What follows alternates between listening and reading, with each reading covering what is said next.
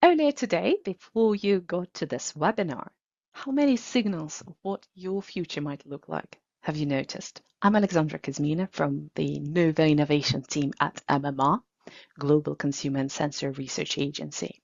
And my role is to explore and experiment with emerging technology that is shaping the future of our industry. And usually I share results from those experiments, but today I wanted to take this a step further and not just talk to you about tools and methods, but also the mindsets that we need to adopt to thrive in this world of rapid change. So let's explore together what the future might hold and how we can prepare for it. But before we do that, full disclaimer, I'm not here to predict the future, and in fact, no one can. But what we can do today instead is to use the future as a canvas to stretch our imagination, to rethink what's possible and give ourselves the freedom to invent new ways of doing things. Because as Alvin Toffler wisely said, it's far more important to be imaginative than to be right when it comes to dealing with the future. But when is the future? When does it actually start? When does it start for you? And if you're watching this live, feel free to just type an answer in the chat. And I promise there are no right or wrong answers. And if you are watching this as a recording, just think of an answer in your head. When is the future for you? There is no surprise that the answer would be very different to every individual. And that is because our brains are wired differently. The clocks in our brains work in unique ways, meaning that we experience time a little differently. And of course, there's no right or wrong way to experience the future, but professional futurists agree that the future starts 10 years from today. Why? Well, probably because it gives us enough mental flexibility to imagine that things would be different and to help us avoid getting stuck in the here and now. And in the here and now, we're living through an incredible pace and volume of change that no other generation before us had to live through. And this change can feel daunting, it can feel overwhelming, and it can throw us off balance. And this is where all the AI comes in. And of course, I will talk about AI today. And you probably expect me to talk about AI because we are very likely to see a decade-long wave of innovation built on generative AI, which will drive change in behaviors and expectations, both from clients and consumers. So how do we make sense of it all? How do we structure our thinking to navigate these change effectively? So I'm going to be talking about signals of change. A signal might be something small and insignificant today. It might feel like a whisper, but if this whisper becomes louder, it can transform industries. And this is why I asked you earlier, what signals of change did you notice today? So I'm going to show you a few signals that I've noticed recently, and we'll try to stretch our imagination and to explore what they could mean. And to help us make sense of it all, we'll use a very simple framework to anchor our thinking about AI in research. So we use this framework at MMR, and it consists of just 3 pillars. So AI to create, to connect, and to synthesize. So create is all about creating things, new things that did not exist before. Connect is where we use AI to engage with consumers and research respondents at a deeper level and at scale. And synthesize is all about turning the complexity of the unstructured data and the volumes of that data into clarity, and also helping us do that at scale. So let's see what AI-powered creation looks like first. So we've seen breakthroughs in text to image and continued advances in text to video over the past few years. But I wanted to show you an AI song generator called Suno, which I used to create a song about this webinar today. So let's have a listen. On the 25th of June, tune your eyes and ears. Signals from tomorrow Shaping coming years, voice-enabled chat, virtual guides at play, AI personas leading the way. Signals from the future, insights shining clear, spotting waves of change, the future drawing near. Explore the edge of thinking, catch trends in flight. New Hours webinar, illuminating insight. Okay, so I actually used Virtual Ray, so Ray Pointer's custom GPT to generate the lyrics, but you can also do that directly in Suno. And if you want to add the full track to your playlist, I will share the recording. And I just wanted to say, isn't it amazing that under 2 minutes that it took me to create this, we can now create a full track with, can I say, decent audio quality and relevant lyrics. And this shows that we are moving away from time-intensive music creation to instant AI tools that anyone can use. Now let's bring it closer to sensory and product experience. This is Osmo. They are founded by former Google researchers, and they achieved something that was once seemed impossible. They created a digital sense of smell. Let's hear them explain how they did it themselves in the next 60 seconds. We used AI to digitize and rematerialize the essence of a plum. What we've done is we've cut a plum here, and we're going to put it into a vial where the scent that's leaving the plum is being trapped inside of this vial. And then what we can do is take this vial to a machine which can suck the air outside of this vial, which contains the smell of the plum, and then analyze those molecules one by one. And when we have that, we can then take that formula and then reprint it. If we've done the whole process correctly, the thing that ends up reprinted, which is just going to look like a clear liquid, is the distilled essence of the scent of a plum you've just cut into. And if they smell the same, it means that we've actually given computers a new sense. And the sense of smell is effectively the way that we turn the air around us into data. Wow, right? Now, let's imagine if this signal becomes a norm, how your future might be different. It could be huge. It could be huge for entertainment, like gaming and movies becoming immersive multisensory experiences.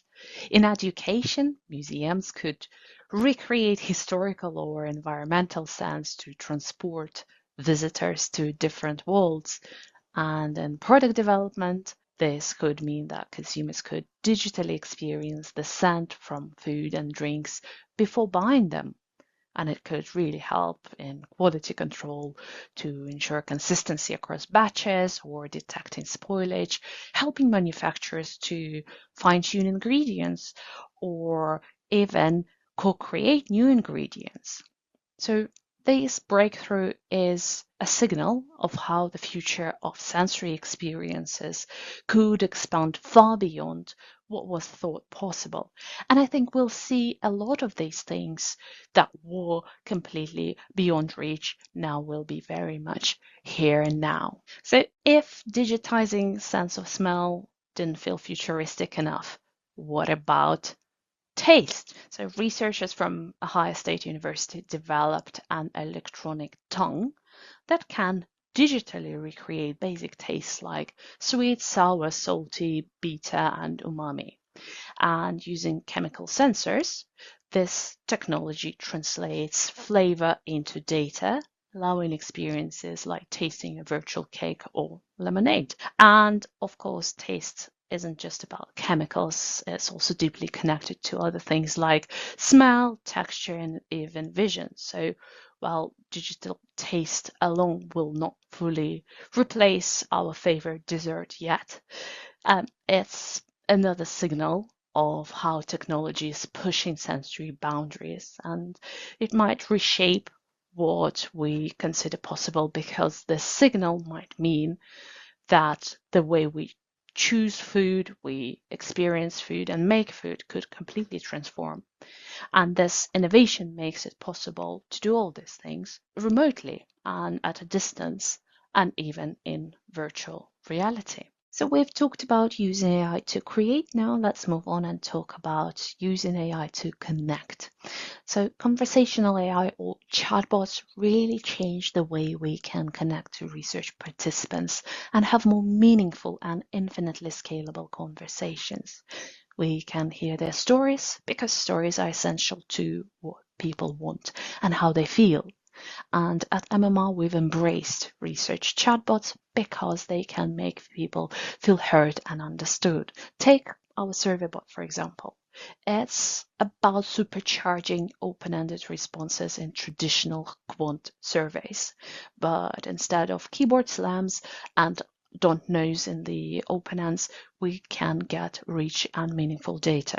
Another example is QBot. It is an end-to-end chatbot system that allows for qual exploration at qual scale, and we can deploy it in various research scenarios, like sending where it might be challenging to send a human moderator to, or where engagement with younger audience is crucial. And it is because QBot's fundamentally open engagement approach helps identify what truly matters to consumers and uncover hidden white spaces and innovation opportunities.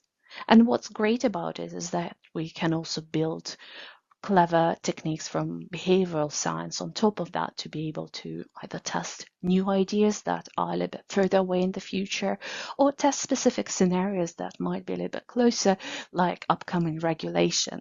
But we're taking things even further with developing a sensory bot. So this is a highly specialized AI chatbot that has been carefully taught to converse with consumers in a manner that holistically deconstructs their experiences with products at every touch point and at a deep sensorial level.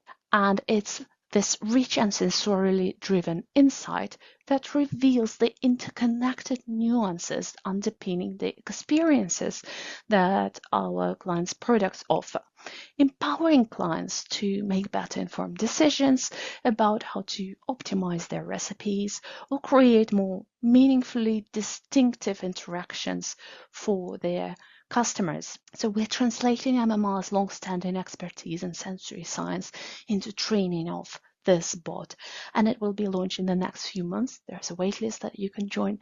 Just speak to me if you'd like to join that. So not too long ago, we needed an interface to interact with chatbots. We've also added the voice capture feature last year, where consumers have had the option to answer using their voice. And it's been great from both accessibility point of view and also from the depth and the quality of data that we get. But next from here is going to be able to hold conversations voice to voice. So not just capturing voice answer, but have a meaningful and intelligent conversation. And this could be done through avatars of characters or real people. And our early experiments with avatars shown that participants find it more engaging and provide better quality data because they do feel engaged. And the last signal that I wanted to talk to you about today in the Connect section is about constant stream of data. And this could be about always on types of devices like this pendant that you could wear around your neck, and it listens to your surroundings and generates responses, then sends those responses as notifications to your phone. So this one is in particular is designed to tackle loneliness. It's called Friend. So either this friend or smart glasses with cameras will help us as researchers to tap into those real-time insights. And it has become even more exciting when we have advanced models like the one I'm about to show you to lead conversations as interviewers and moderators. So let's have a look. I want to introduce you to somebody. Well, hello there, cutie.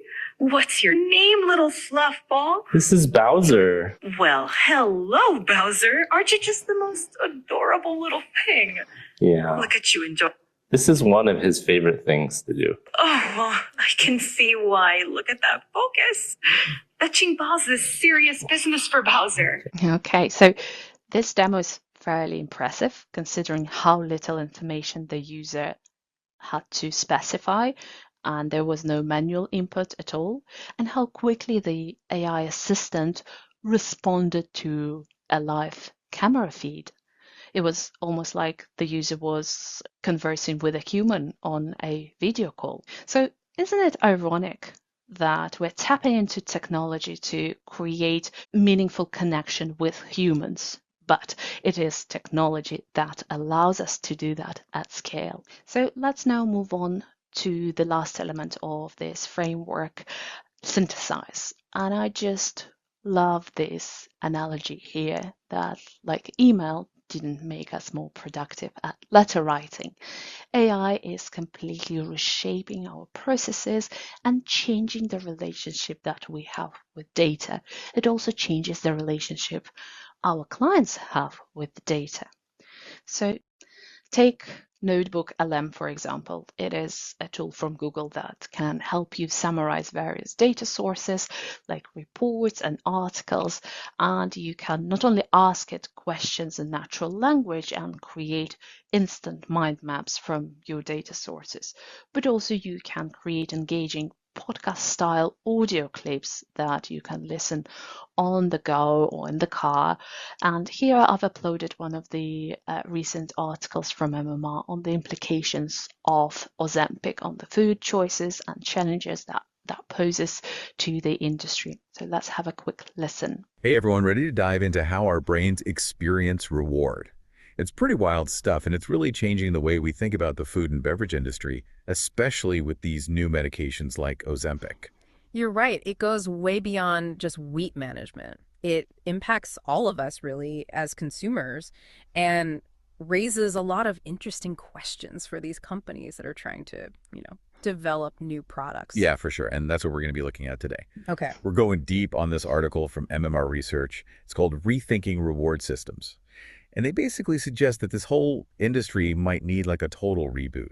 They're saying we might have to move beyond just making things tasty and try to tap into something way more powerful, our emotional drivers. Exactly. And, the industry has been focused on making us like their products, that immediate gratification that gets us to come back for more. But with Ozempic, changing the way our brains respond to food, it might be time for a new playbook. All right. So if you are interested in this topic, please also reach out. I can link you to the original article and also this audio summary as well. So here we're moving from manually synthesizing information to then getting earlier models to generate our summaries, to now being able to generate engaging and digestible audio overviews. And I know that new MR website has some resources around this, how to use Notebook LM for research. But maybe this could also help make research more accessible across our client organizations and make decisions more grounded in insights and data, and maybe also help make those decisions happen faster as well. And this is exactly what we've seen while building AI personas. So AI personas is a chat interface to your project data. And we use segmentation data to build personas. So personas are segments from a segmentation study. Now, this is different to using ChatGPT or a similar off-the-shelf model and ask it questions and ask it to pretend as if it was a 25-year-old male from Cambodia or a health warrior from Germany. And this is different because these personas are grounded in responses of real people, but have the knowledge and the reasoning of the base large language model to draw from when it comes to suggestions. So you can explore the data that went in.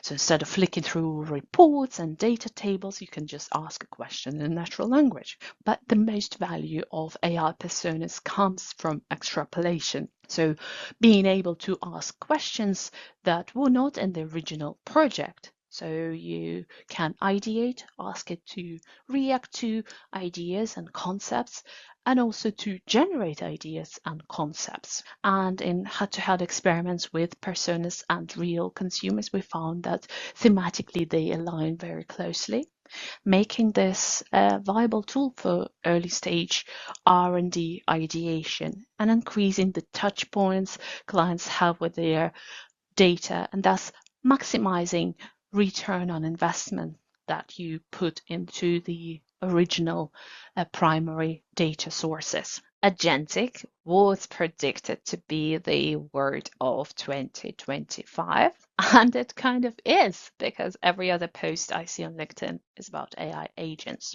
So AI agents are different to ChatGPT or even the version of AI personas that I've just shown you, because they're not just meant to give you answers and help you work, but they can work alongside you or even on your behalf doing complex multi-step tasks. So we've always talked about the vision where AI plays a role of a team member, and now this vision is coming to full fruition where this team member will be actually able to do something. And the latest Microsoft Future of Work report is really insightful because it says that AI agents are ushering us into a future where, first of all, intelligence is on tap, transforming AI agents into autonomous digital colleagues that can reason, they can plan and act to complete entire workflows on your behalf. So this isn't just assistance, it's a profound shift that empowers every one of us to become an agent boss, managing our own team of AI agents or our own AI teams. So we are on a cusp of seeing what this would mean for research agencies and client organizations and how it would transform research workflows. And of course, on one hand, we should be encouraging teams to explore and experiment with agents, but also on the other hand, you would want to have a central point of reference, because you probably don't want to end up with every single team member creating siloed AI agents, because they can with Copilot, and also there are privacy concerns and security concerns. So making it all integrated is probably going to be the greatest challenge that we're all going to be facing in the coming months. But what is clear is that the next few years will be crucial for organizations to adapt to these new kinds of ways of working. This presentation wouldn't be complete without mentioning real planetary resources.